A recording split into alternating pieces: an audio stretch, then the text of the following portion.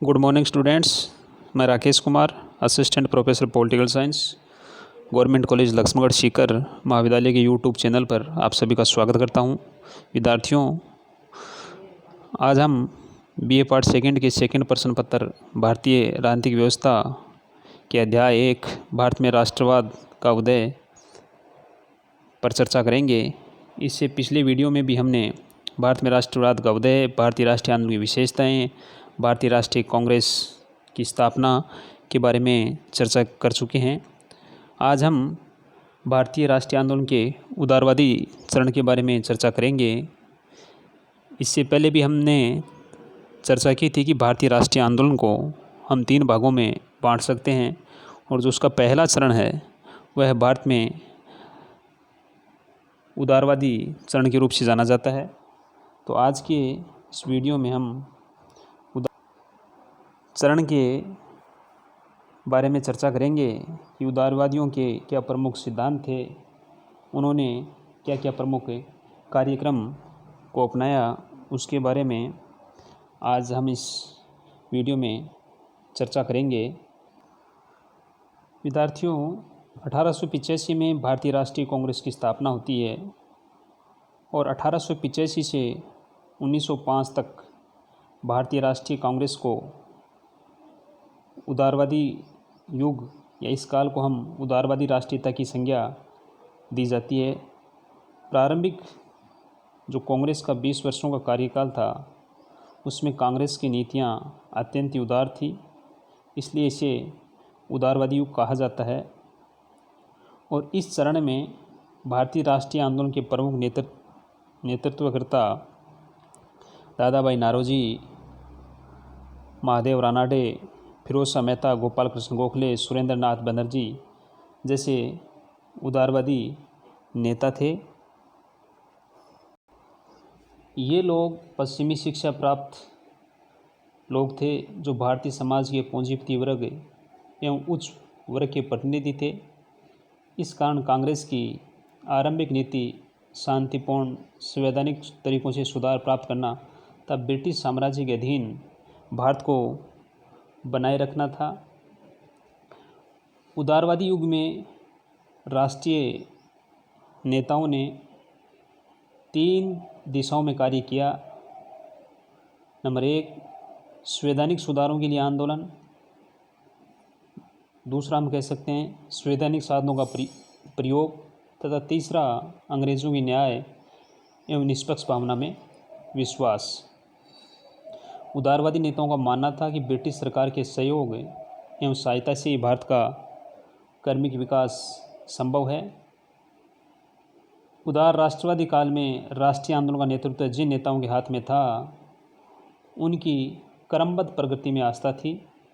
ये लोग अंग्रेजी शासन, उनकी सभ्यता एवं संस्कृति में विश्वास रखने वाला ये वर्ग अंग्रेज जाति की न्यायप्रियता में विश्वास करता था। उदारवादी नेता ब्रिटिश शासन को भारत से समाप्त करने के पक्षधर नहीं थे।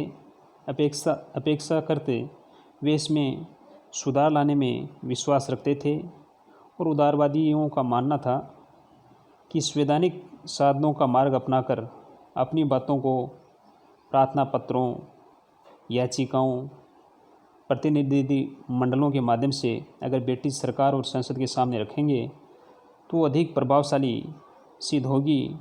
इसलिए उदारवादियों का ये मानना था, उनका पूर्ण विश्वास था कि इन्हीं प्रतिनिधि मंडलों, प्रार्थना पत्रों, सभाओं के माध्यम से भारत में पूर्ण राजनीतिक स्वतंत्रता धीरे धीरे आ जाएगी और अंततः भारत को भी अन्य उपनिवेशों की तरह स्वशासन का अधिकार मिलेगा। इसलिए उदारवादियों ने कार्मिक संवैधानिक सुधारों, प्रशासनिक सुधारों और राजनीतिक अधिकारों की मांग की गई। उदारवादियों द्वारा की गई इन्हीं मांगों के परिणाम स्वरूप 1892 में पारित भारत पृष्ठ अधिनियम में उदारवादियों की मांग हमें देखने को मिलती है, जिसमें केंद्रीय और प्रांतीय विधान परिषदों की सदस्यों की संख्या में वृद्धि की गई और भारतीय सदस्यों की संख्या में भी वृद्धि का की गई। उदारवादी जो नेता थे उनको ब्रिटिश लोगों की न्यायप्रियता में विश्वास था। उनका मानना था कि यदि ब्रिटेन में अंग्रेज़ों तक भारतीयों के जो दुर्दशा का समाचार अगर पहुंच जाए तो अंग्रेज़ लोग जो भारतीयों की दुर्दशा के कारण है उनको ठीक कर देंगे। इसलिए उनको अंग्रेज़ों की न्यायप्रियता में बड़ा विश्वास था। तो 1885 से 1905 तक कांग्रेस का ये नरमपंथी चरण या उदारवादी चरण हम कह सकते हैं, क्योंकि भारतीय जी राष्ट्रीय आंदोलन पर जिन लोगों का वर्चस्व रहा वे प्राय नरमपंथी राष्ट्रवादी हम उनको कह सकते हैं, क्योंकि ये लोग कानून की सीमा में रहकर संवैधानिक आंदोलनों तथा धीरे धीरे कर्मिक ढंग से भारत की राजनीतिक प्रगति के पक्षधर थे। और ये उदारवादी नेता दो दशाओं में कार्य कर रहे थे। नंबर एक, पहला, भारत में राजनीतिक चेतना का प्रचार प्रसार अर्थात भारत की जनता में राजनीतिक चेतना का प्रचार प्रसार कर रहे थे, जिससे राष्ट्रीय भावना जगाने हेतु एक शक्तिशाली जनमत तैयार करना, तथा दूसरा, भारतीय जनता को राजनीतिक प्रश्नों पर शिक्षित करना और एकताबद्ध करना। राष्ट्रीय कांग्रेस के प्रस्ताव और प्रार्थना पत्र भी मूल रूप से इसी लक्ष्य द्वारा निर्देशित होते थे। उदारवादियों का मानना था कि अगर जब तक भारत की जनता में राजनीतिक अधिकारों के प्रति चेतना नहीं आएगी, उनमें राष्ट्र के प्रति भक्ति भाव नहीं जगेगा, अगर वो बंटे रहेंगे जात के नाम पे, धर्म के नाम पे, तब तक भारत को स्वराज्य की प्राप्ति नहीं हो सकती। प्रारंभिक जो उदारवादी थे वो ब्रिटिश सरकार तब ब्रिटिश जनमत को प्रभावित करना चाहते थे, क्योंकि जिस प्रकार के सुधार राष्ट्रवादियों ने सुझाए थे उनको लागू किया जा सके। राष्ट्रवादियों का मानना था कि ब्रिटिश जनता और संसद भारत के साथ न्याय करने के लिए इच्छुक है, वो लोग न्याय करना चाहते हैं, लेकिन भारत में जो वास्तविक स्थिति है उनका उन्हें भी पता नहीं है। इसलिए उदारवादी लोग ब्रिटेन में जाके वहाँ भारतीयों के पक्ष में जनमत बनाने का भी कार्य कर रहे थे। इसके लिए वो ब्रिटेन में समाचार पत्रों के माध्यम से या दूसरे माध्यमों से वहाँ प्रचार प्रसार का भी कार्य कर रहे थे, और भारतीयों का पक्ष रखने के लिए एक प्रमुख भारतीय दल को ब्रिटेन भी भेजा गया। 1889 में भारतीय राष्ट्रीय कांग्रेस की एक ब्रिटिश समिति बनाई गई और अपने प्रचार प्रसार हेतु इस समिति ने इंडिया नामक पत्रिका का भी प्रकाशन किया। प्रमुख उदारवादी नेता दादाभाई नारोजी ने अपने जीवन का अधिकांश हिस्सा ब्रिटेन में रहकर वहाँ की जनता में भारत की मांग का प्रचार प्रसार करने में व्यतीत किया।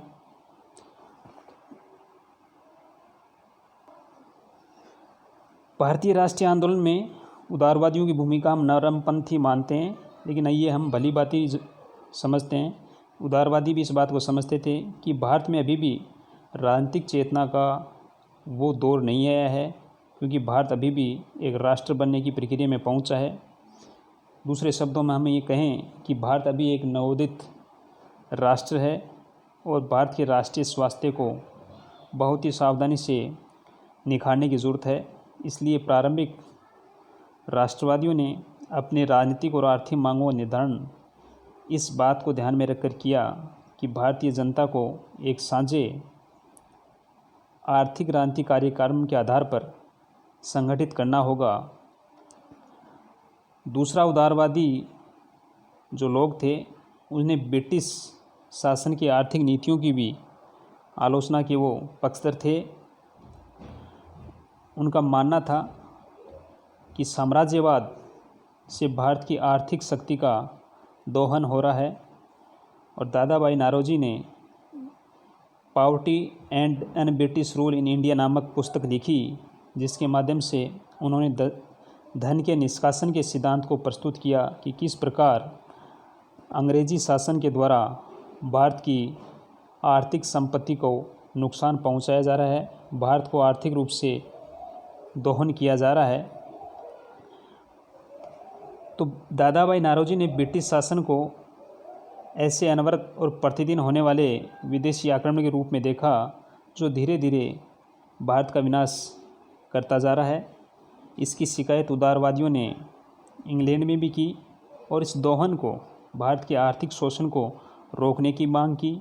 उदारवादियों द्वारा किसानों पर करों का बोझ कम करने के लिए उन्हें ज़मीन की मालगुजारी घटाने के सवाल पर भी निरंतर प्रार्थना पत्रों के माध्यम से, प्रतिनिधि मंडलों के माध्यम से ब्रिटिश शासन को अवगत कराया।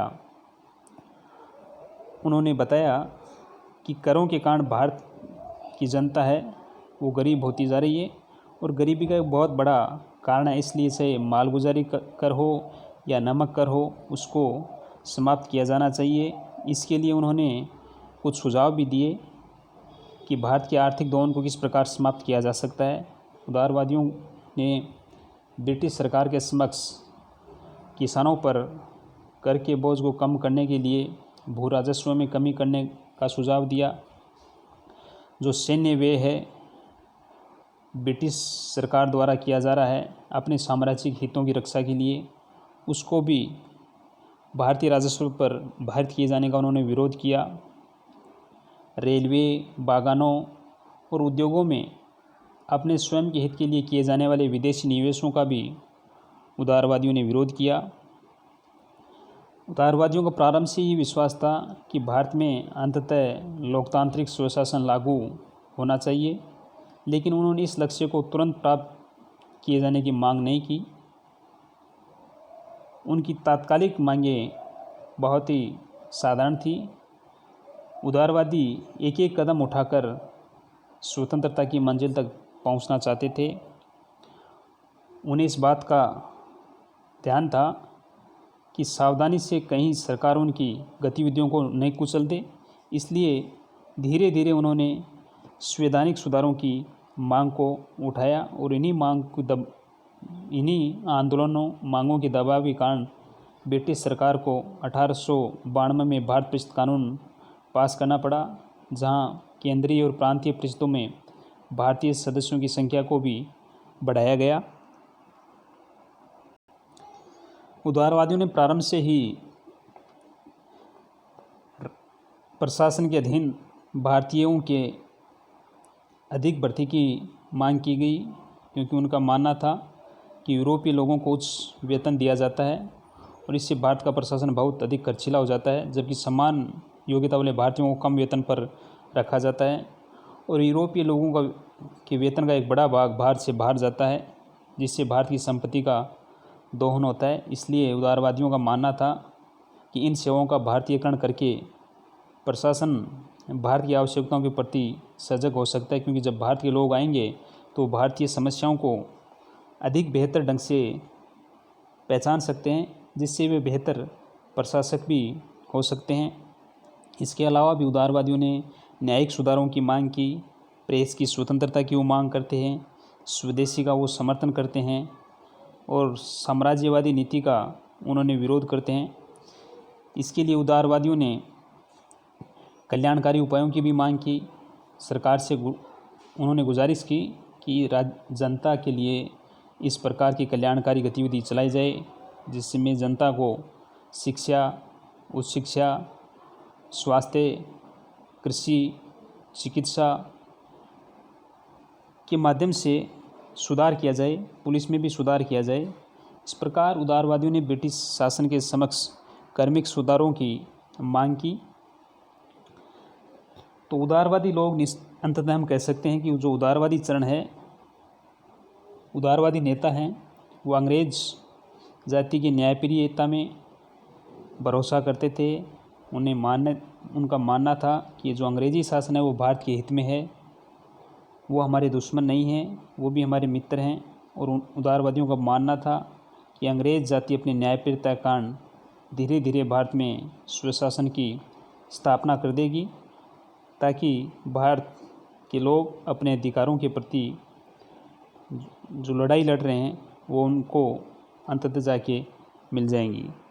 तो आज हम भारतीय राष्ट्रवादी आंदोलन के उदारवादी चरण के बारे में चर्चा कर रहे थे। आज के लिए इतना ही। धन्यवाद।